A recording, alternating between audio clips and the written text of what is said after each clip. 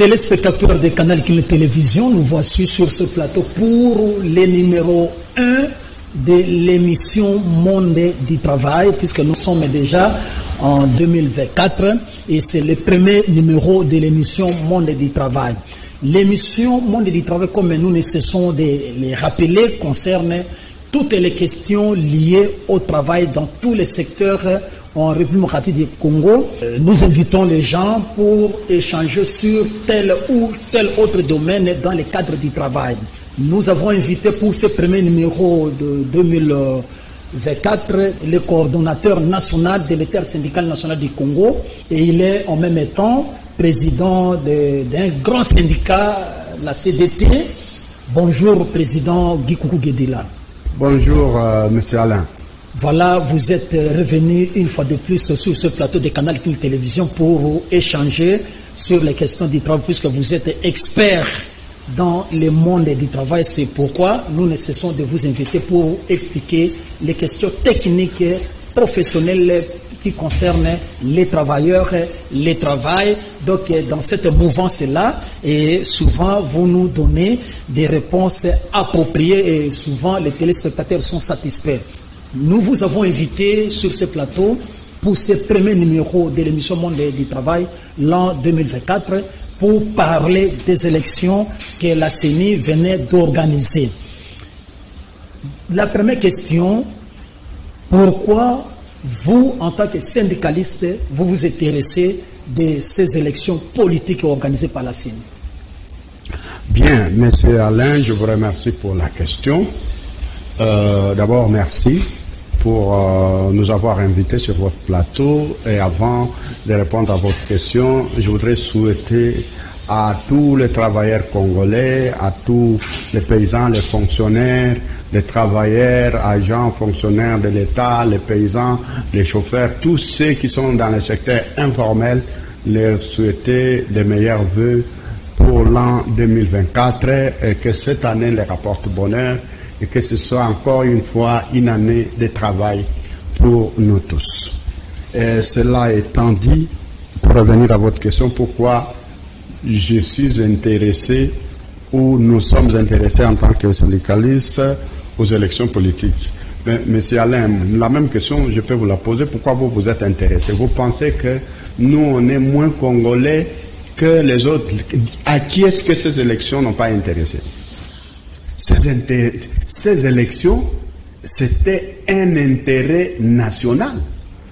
Tout citoyen congolais, vous avez vu même les prêtres qui ont des soutanes là-dedans, vous avez vu les ONG, et puis vous allez vous étonner que nous, on s'intéresse alors qu'on soit là-dedans. C'est notre place, d'ailleurs, c'est notre place. Même la CENI, là, c'est la place des syndicats.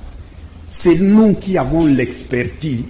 Plus d'expertise que les syndicalistes en matière de syndicats, il n'y en a pas.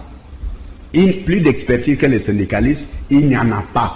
Il n'y en a pas. Parce qu'il y a des gens qui parlent des élections qui n'ont jamais organisé les élections, qui ne connaissent pas les lois des élections, qui ne connaissent pas les pratiques des élections.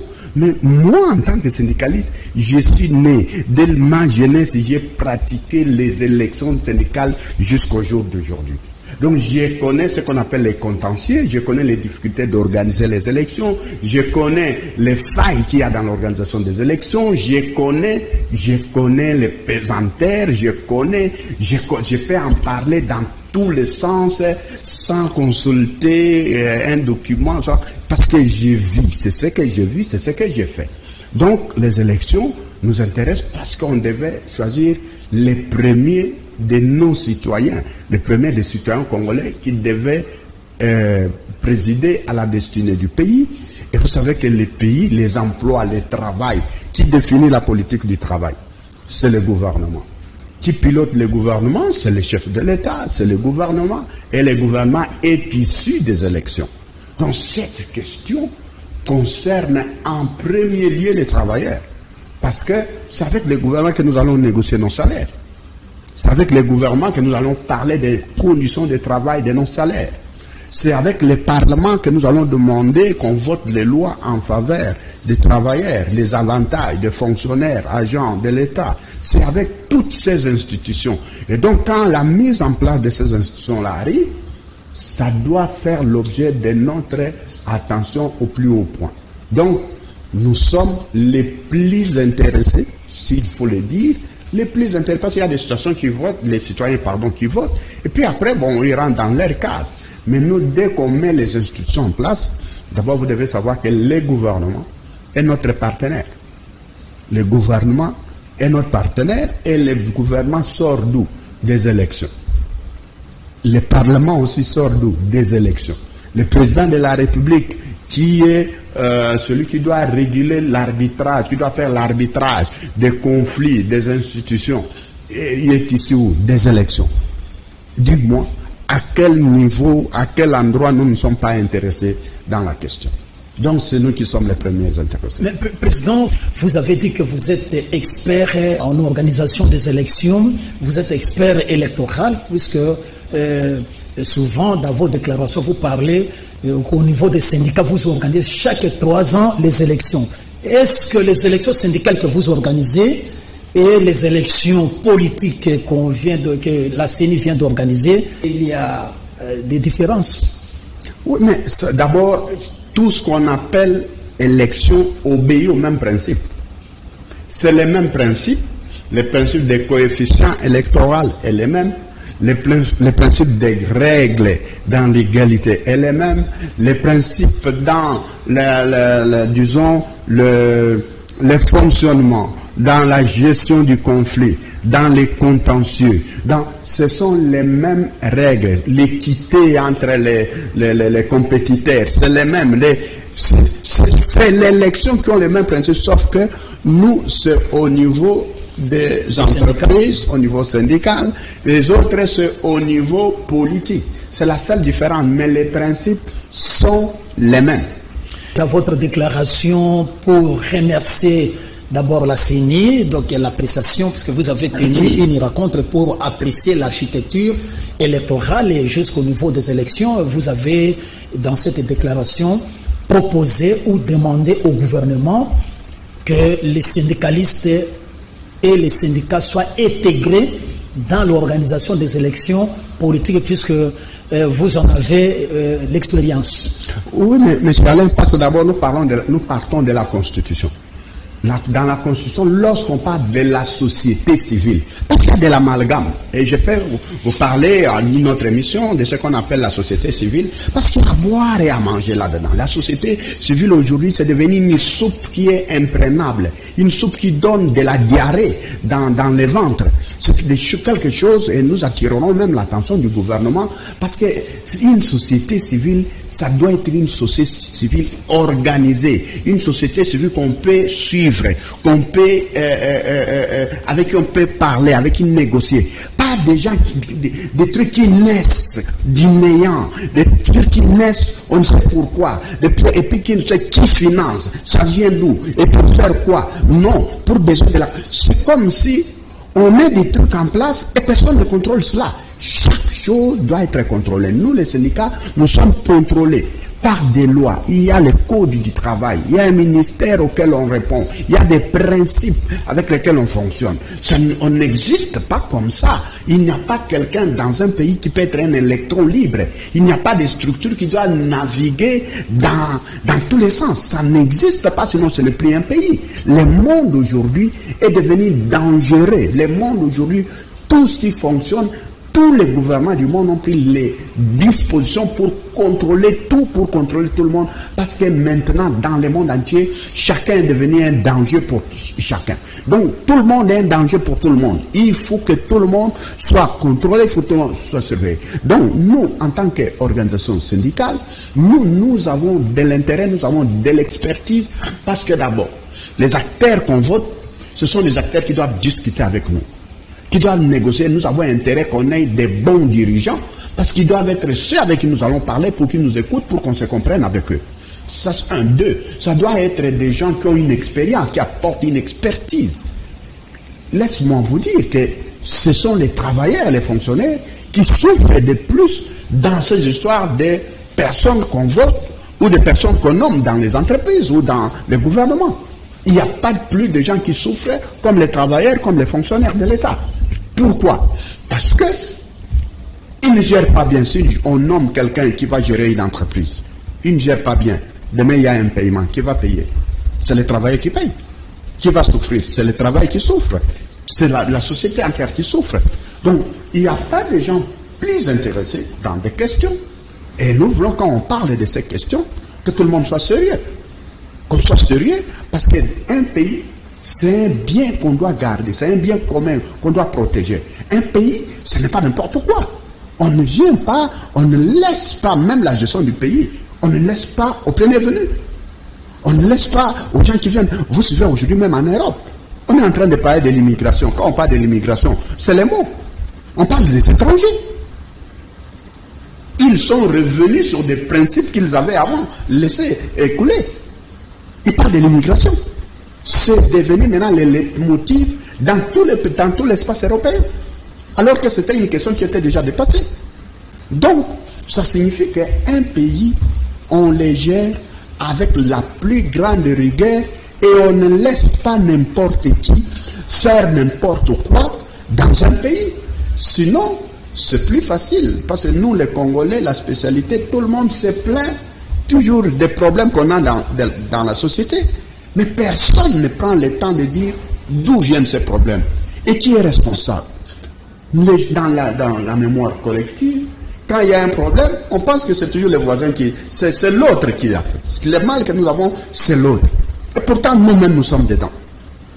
Nous sommes dedans. Voilà pourquoi la CENI, ce que la CENI a fait, nous intéresse et nous devons, nous, travailleurs, faire. Troisièmement, qui finance les gouvernements? Qui finance? Ce sont les travailleurs. Il y a des gens qui sont ici, il y a des gens qui votent, mais ils ne financent pas pour que l'État existe. Ils ne soutiennent pas l'existence de l'État. Les travailleurs soutiennent l'existence de l'État. On leur coupe les impôts chaque mois.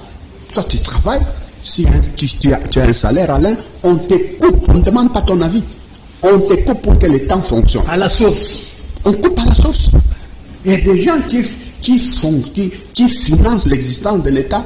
Vous pensez que ces gens n'ont rien à dire à l'existence de l'État. Les gens n'ont rien à dire pour ceux qui doivent diriger les structures de l'État. Non. Donc nous sommes des personnes qualifiées. Les travailleurs sont des personnes qualifiées, des personnes attitrées. Pour cela, et il faut que, c'est ce que nous allons faire. Nous allons demander au chef de l'État qui est élu et au gouvernement qui va venir qu'on doit bâtir des ponts pour que nous puissions mieux gérer notre pays. Et vous avez dit dans votre déclaration délétère syndical national du Congo que le gouvernement commence à contrôler les ONG qui opèrent ici en RDC. Et dans cette déclaration, vous ajoutez que ces organisations sont à la base des problèmes qui se créent ici au pays. Il faut pouvoir contrôler les sources du financement de ces ONG. Ce n'est pas seulement l'intersyndical, même la loi le dit. C'est parce que notre gouvernement aussi à des moments est trop laxiste. Alain, nous voyageons, nous allons à l'étranger. Bien que vous ayez tous les documents en ordre, on te donne un visa.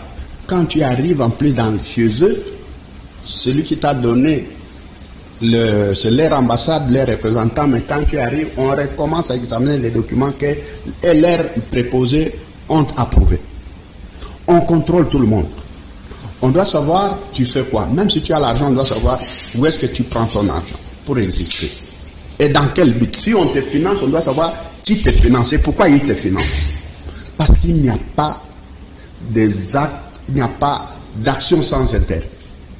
Chaque action a un intérêt. Alain, si tu n'as pas un intérêt avec moi, tu ne me donneras rien. Et si tu n'as pas un intérêt avec moi, je ne te donnerai rien. Tu as déjà remarqué, peut-être que tu as déjà eu des problèmes, les gens avec qui tu travaillais, tu évoluais bien, qui peut-être vous échangiez des mots, des salutations, ou te donnaient quelque chose, mais à un moment donné, tu n'es plus en contact avec eux, tu as un problème, tu les appelles, ils ne répondent plus. Ils ne viennent plus parce qu'ils n'ont plus d'intérêt avec toi. Donc, c'est pour cela, nous demandons au gouvernement d'examiner, doit avoir une loi sur les financements des ONG, sur l'existence de tous les ONG.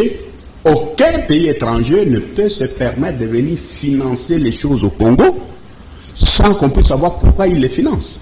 Avec quel intérêt? Avec quel intérêt? Prendre seulement de l'argent comme ça, vous le jetez à la fenêtre.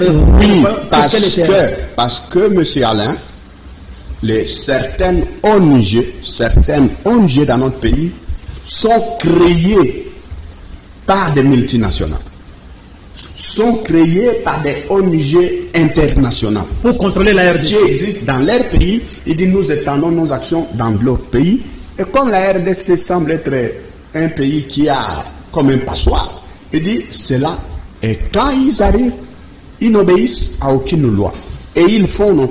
Est-ce que tu sais, Alain, tu es journaliste, peut-être tu ne l'as jamais.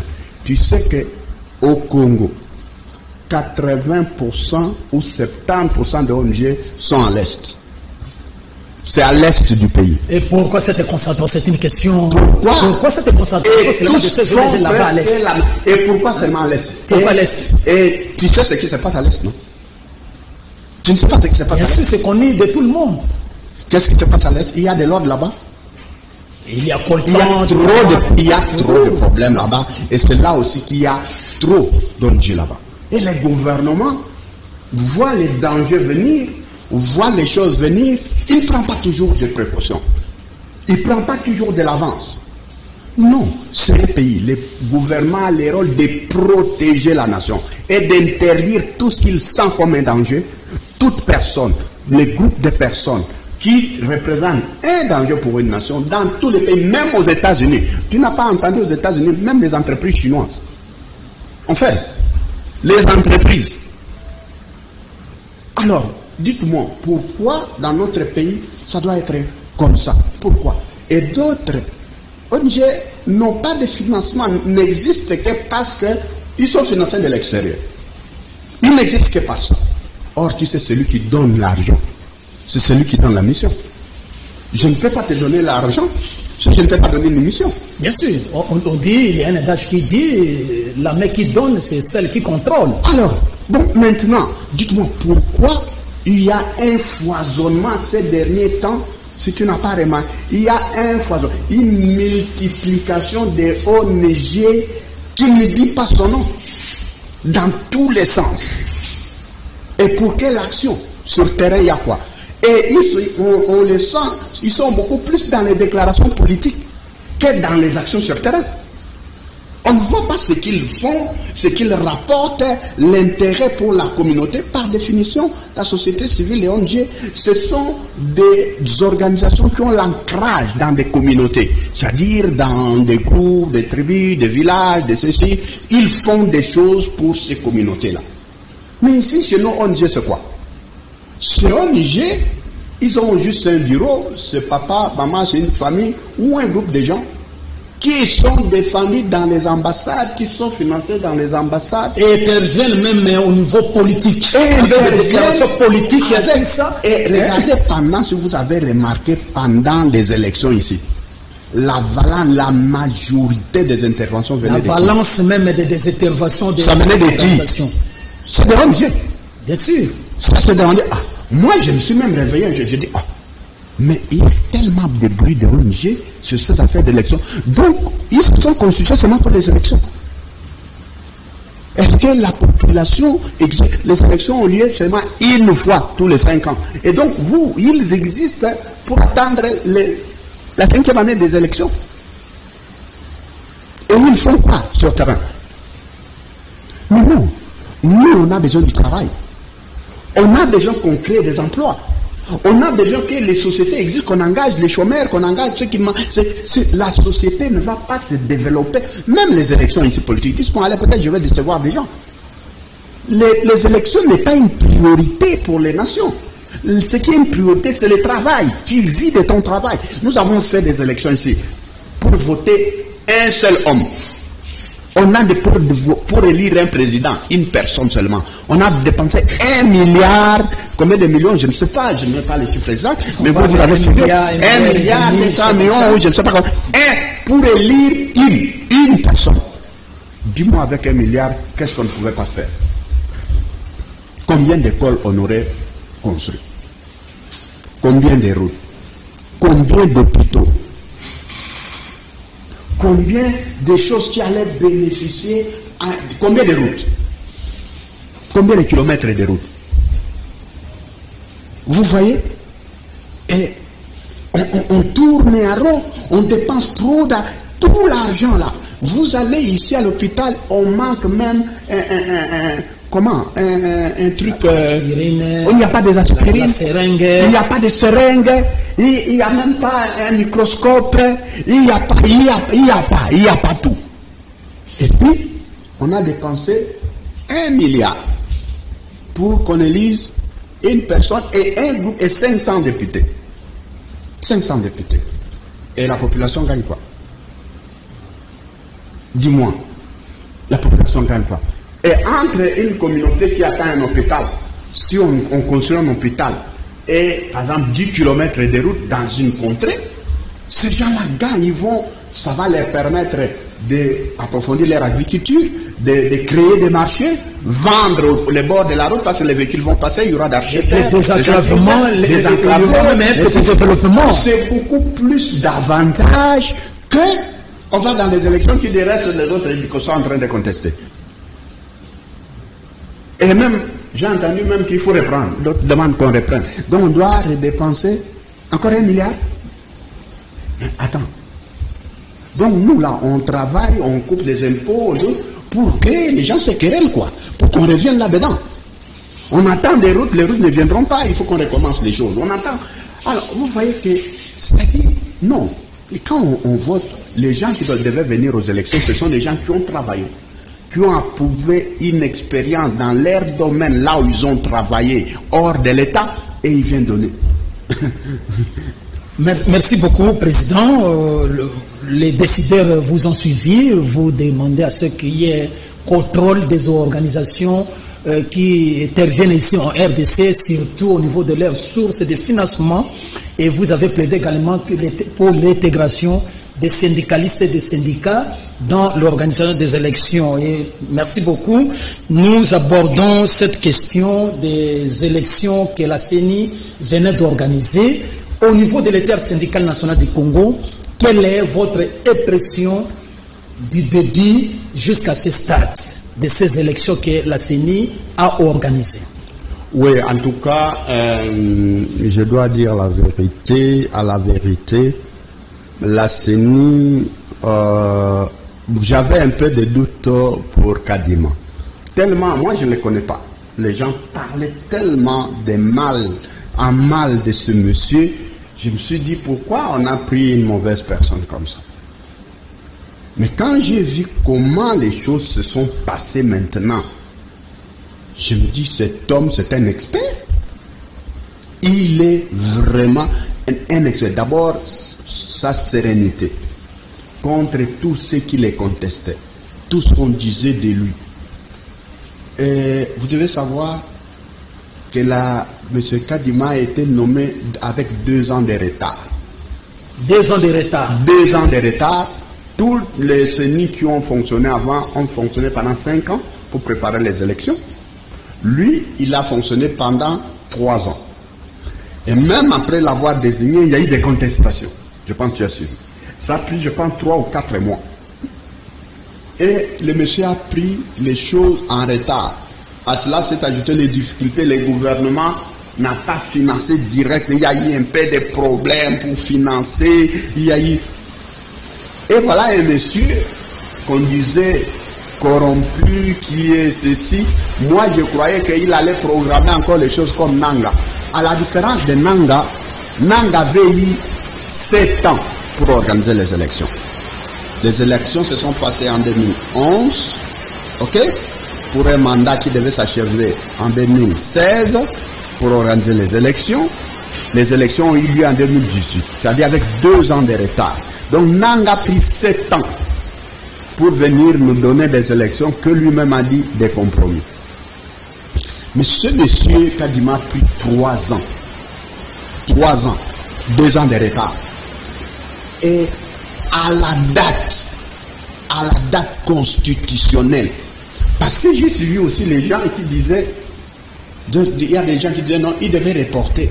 Mais au début, en 2022, en 2021, 2020, j'entendais des gens qui disaient on ne donnera même pas un jour de plus Et les opposants les parlaient souvent. Non, j'ai dit, j'attendais, je ne sais pas c'était qui, je ne sais pas, mais j'ai dit, j'attendais des gens dire, il n'aura même pas une heure, on ne va même pas lui donner une seconde de plus. Les 24, on lui donnera même pas un jour. On a juré, on a parlé, on a crié. Je dis, mais pour ça, on a dit. Et je pense que M. Katima a pris la mesure de cette menace-là.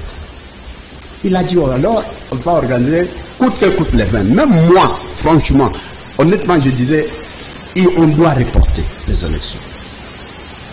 Parce qu'il risque de ne pas donner un résultat comme on a exigé bureau par bureau. Est-ce qu'il aura le temps? Est-ce que... Mais l'étonnement est que non seulement il s'est rattrapé dans l'état de 2 ans qu'on lui a causé, il s'est rattrapé, mais ce qui m'a étonné, c'est la publication en temps réel, en temps record. Bureau par bureau, circonscription par circonscription et province par province. Je me suis dit, mais comment a-t-il fait? Avec autant de candidats,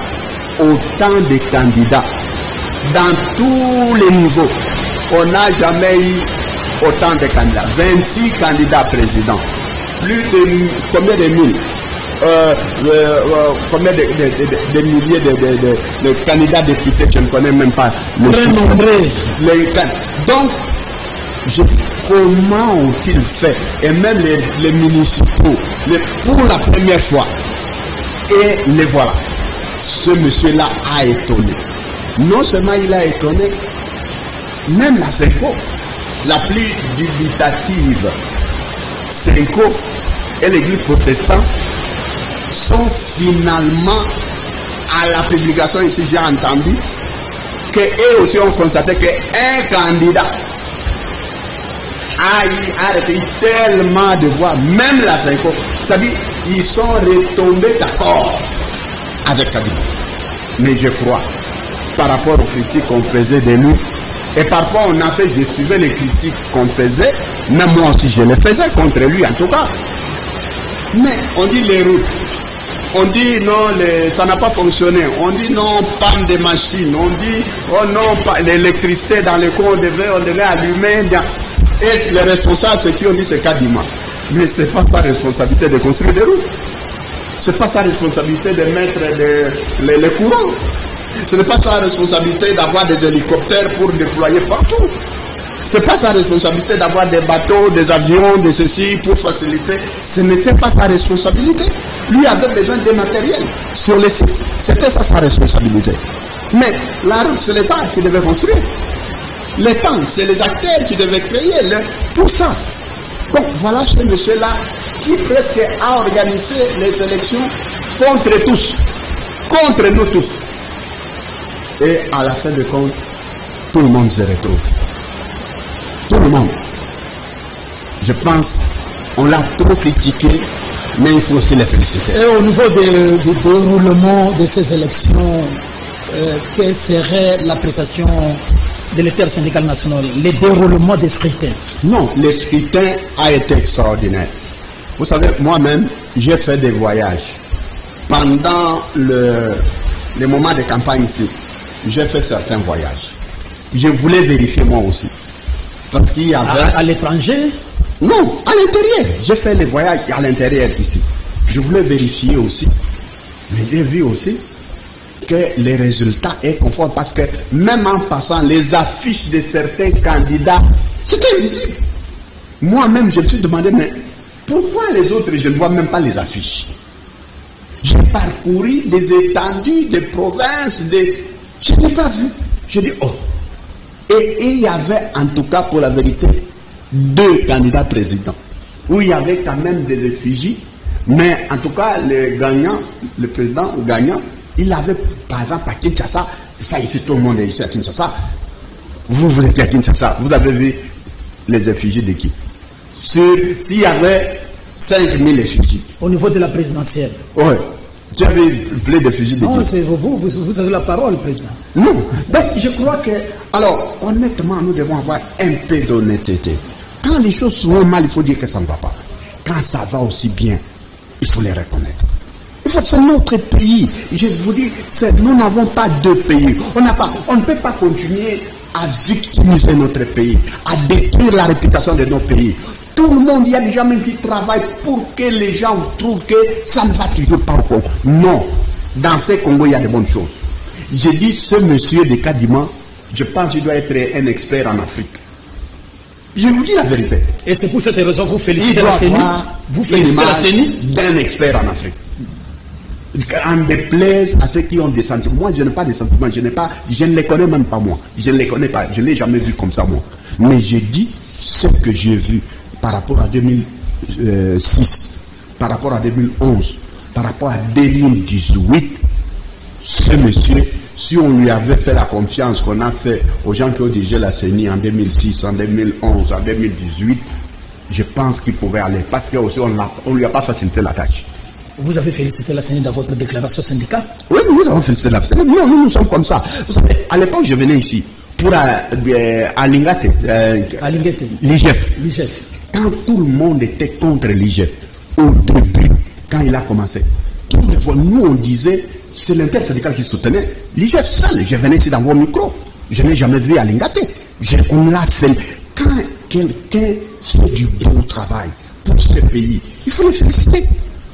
Il faut en parler.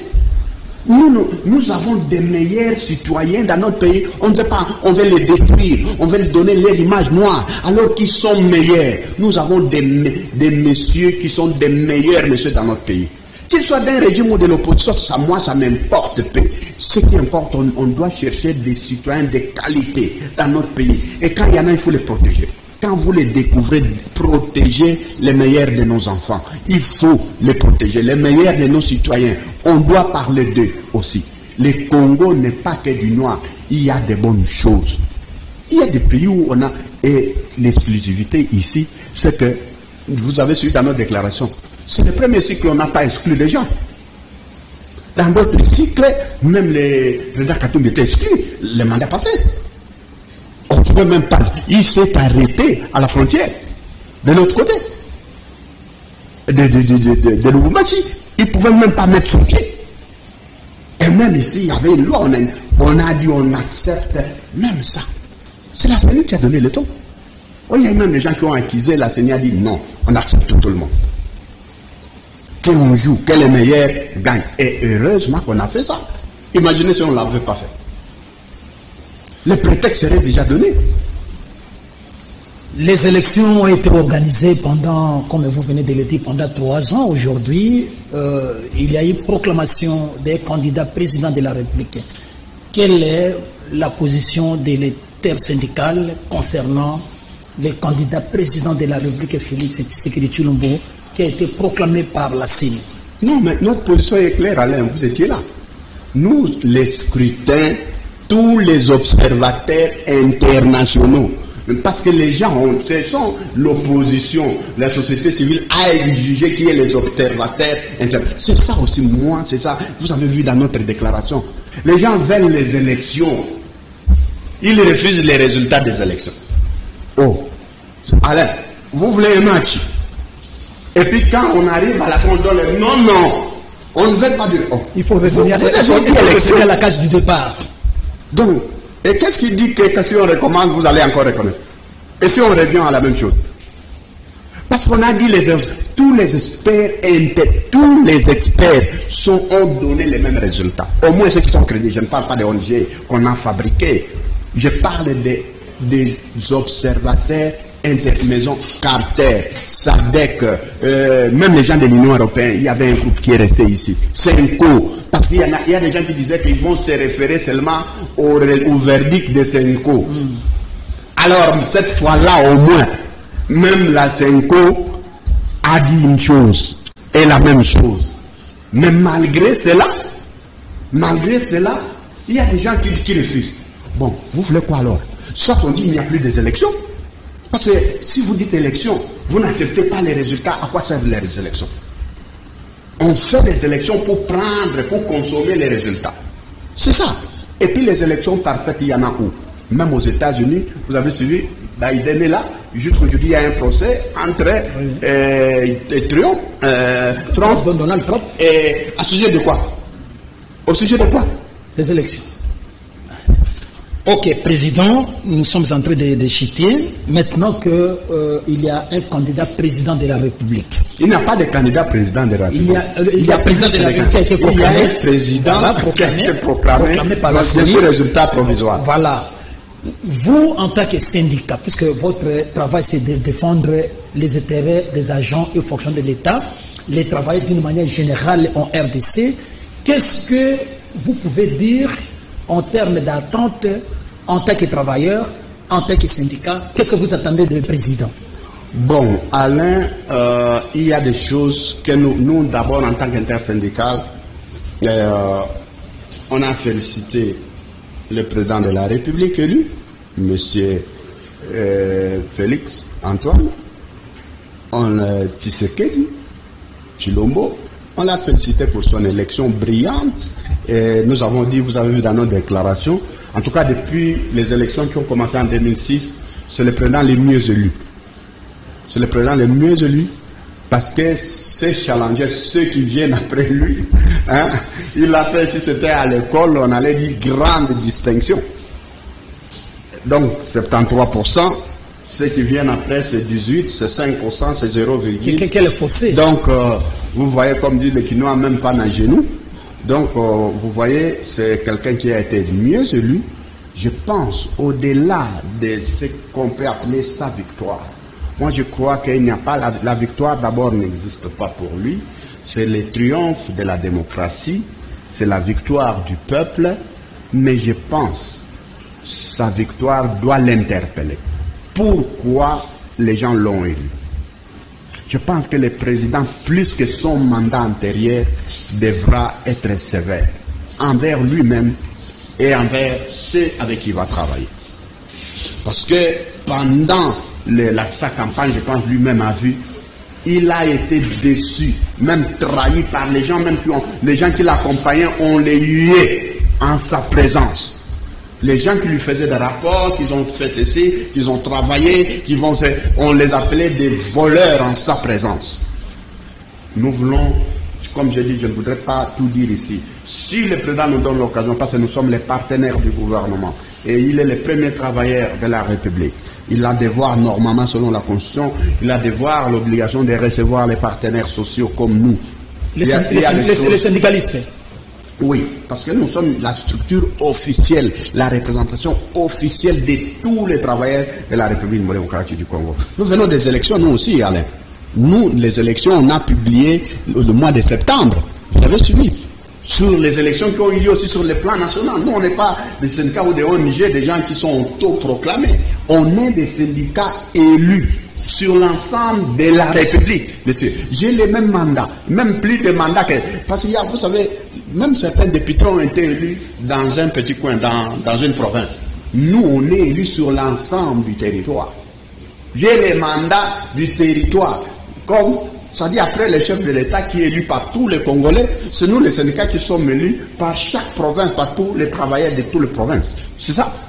En ce qui concerne les contenus des mandats, c'est ça. Donc, nous sommes des gens, nous sommes la bouche des travailleurs, nous avons beaucoup de choses à dire au président de la République pour ce mandat. Et nous, en tant qu'organisation syndicale, nous n'allons pas, cette fois-ci, permettre qu'on lui fasse commettre les mêmes erreurs qu'on lui a fait commettre les mandats passés. Vous voulez dire, vous sollicitez déjà la réception par le chef de l'État qui puisse recevoir les syndicats? Oui, non, normalement dans les calendriers des élections syndicales que nous avions fait, qui étaient fait et adoptés par les gouvernements, il était prévu qu'après les élections qui ont eu lieu, après la proclamation, le chef de l'État devait recevoir les syndicats les plus représentatifs qui représentent les travailleurs. Comme il sera avec les élus du peuple qui sont au Parlement et qui sont venus de différentes provinces, élus dans différentes provinces pour être députés nationaux, nous on a été élus sur l'ensemble. Et nous avons les messages aussi des travailleurs, autant que les élus ont aussi la représentation et le mandat du peuple. Donc, nous devrons être reçus par le président, mais je pense que ça a coïncidé, j'ai parlé au moins de septembre ici, ça coïncidait avec la veille de préparation des campagnes électorales. Je pense pour lui aussi, il devait se préparer. C'est normal, il n'a pas eu le temps de recevoir. Mais je pense qu'il devait nous recevoir et nous avons les choses à lui dire parce que dans la gestion, nous participons à la gestion. Les syndicats, les travailleurs participent à la gestion des entreprises. Dans les différents espaces, des structures, il y a des syndicats, il y a des choses qui ne marchent pas. Il y a des choses qui se font. Je vous dis, je donne juste un exemple. Je vous dis aujourd'hui, toutes les entreprises de l'État sont paralysées. Paralysées, Alain, paralysées. Parce que les structures qu'on vient de mettre en place, les PCA, la majorité, je dis la majorité, pas toutes les entreprises, la majorité des conseils d'administration, dans les conseils d'administration, les PCA ne s'entendent pas avec des DG. Il n'y a que des... Et les entreprises sont paralysées. Les travailleurs sont écartelés, ne savent plus à qui obéir. Il y a des PCA qui prennent la place des DG. Il y a des DG qui sont anéantis. Il y a des ministres qui donnent des injonctions, qui sont contraires aux lois, aux pratiques. Alors ça va paralyser les pays. Or, les secteurs où le président doit créer des emplois, ce sont des entreprises. Les mandats d'un président, les comptables, les sociales, dans les sociales, les premiers points qu'on demande à un président, c'est combien d'emplois on a créé. C'est ça. Et il va les créer où? Dans les entreprises. Et dans les entreprises, il faut qu'on ait des bons gestionnaires, pas des politiciens. Parce que les politiciens se donnent de la... Vous avez vu pendant la campagne, les gens prennent, et heureusement que l'IGF, encore une fois, est là, qui a bloqué beaucoup d'ardeurs prédatrices de beaucoup de dirigeants. NITT, c'est ce que les chefs de l'État avaient mis comme IGF là. Je pense que cette fois, ça allait être dans les entreprises des chaos, vraiment un véritable chaos. Mais Dieu merci, l'IGF a freiné beaucoup de choses, mais il y a encore beaucoup d'autres choses qu'on doit parler avec les gouvernements. On doit parler avec le président de la République, nous les organisations syndicales, nous les syndicats, pour que la gouvernance puisse s'améliorer. Ok, merci Président. Nous sommes pratiquement à la fin de ce numéro de l'émission. Peut-être si vous avez un mot à dire au gouvernement, aux chefs de l'État, même aux travailleurs d'une manière générale et en RDC, qu'est-ce que vous allez leur dire? Oui, d'abord au chef de l'État, félicitations pour sa brillante élection. Et comme je dis, sa brillante élection est une interpellation. Et après les élections comme celle-ci, qui ont été émaillées par des hautes tensions sociales, je demande au chef de l'État de prendre sa responsabilité en tant que le père de la nation. En tant que père de la nation, il doit désamorcer la tension, il doit recoller les morceaux, il doit réunir même ces challengers. Peut-être s'il a l'occasion, il peut les réunir, il peut parler avec eux. C'est le sport. Ah, les élections, c'est ça la démocratie. Normalement, ça devait être l'expression, parce qu'il n'y a pas de match s'il n'y a pas d'adversaire, s'il n'y a pas de compétiteurs. Les challengers sont des adversaires avec qui on a joué quand on a perdu, et puis après on se salue. Bon, tu vois, je t'ai battu, mais bon, on reste, on est des citoyens du pays, travaillons ensemble. Si vous voulez participer, bon, dites qu'est-ce que vous pouvez faire, on est toujours ensemble. C'est notre pays, c'est le Congo qui gagne. Deuxièmement, là, dans la gouvernance, le président de la République doit être plus sévère qu'il ne l'a été dans les mandats. Et dans les mandats qui viennent de passer, c'est normal, il n'avait pas sa majorité à lui. Il a trouvé une majorité qui existait, il devait compter, il devait travailler avec, il n'avait pas le choix. Et il devait ménager certaines choses. Mais je pense, avec le degré de confiance qu'on lui a fait cette fois, il aura aussi la majorité. Parce que sa campagne, là on l'a voté, il y avait aussi les gens qui étaient des députés qui faisaient aussi la campagne pour eux et pour lui en même temps. Je pense là où il a gagné, il aura aussi la majorité. Que lorsqu'il aura cette majorité-là, que le président retourne l'ascenseur au peuple. Le président de la République a l'obligation et le devoir de retourner l'ascenseur, la confiance qu'on lui a faite. C'est pour qu'il améliore le social des travailleurs. c'est pour qu'il améliore les infrastructures inexistantes, les hôpitaux, tout ce que nous avons. Mais bien sûr, nous devons tous l'aider, tous les citoyens, chacun dans sa sphère, dans son coin, dans son secteur, doit collaborer pour que les choses marchent pour notre pays, la République démocratique du Congo. Pour les travailleurs, je leur demanderai d'avoir l'espérance. On ne peut pas, je sais qu'il y en a qui sont très déçus, des gestionnaires, des mauvais salaires, des arriérés de salaires, des non-paiements, des déceptions sont de tous ordres. Parce que quand même, ils sont révoqués. Il y a même des entreprises, il n'y a pas nous venions des élections, on n'a même pas fait les élections parce que les employeurs qui sont là refusent de reconnaître les droits des travailleurs. Et les travailleurs n'ont pas de représentants. Tout cela, ça crée des frustrations dans les entreprises et dans le monde syndical. Nous leur disons, il y a de l'espoir.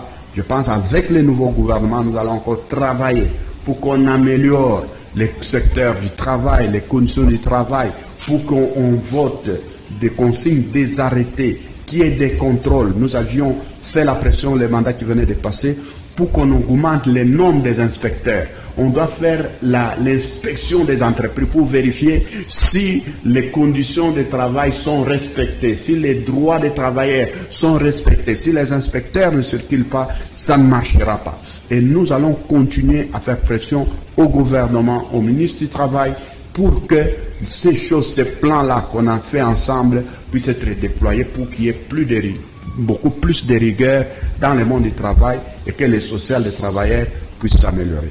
Merci beaucoup, le coordonnateur national de l'inter-syndical national du Congo, Guy Kougou Guedila, et en même temps, président de la CDT. Merci d'être venu répondre à notre invitation, téléspectateurs de Canal Télévision et de l'émission Monde du Travail. Vous avez suivi les échanges autour des élections dans le cadre du travail, puisque le président Guy Kougou Guedila était syndicaliste aguerri, professionnel.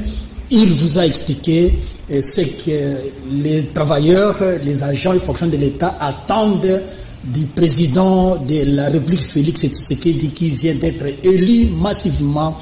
Voilà, ce n'est pas à nous d'apprécier les missions, c'est à vous, téléspectateurs de Canal Télévision, de pouvoir apprécier cette émission. Merci. Nous allons nous retrouver la fois prochaine.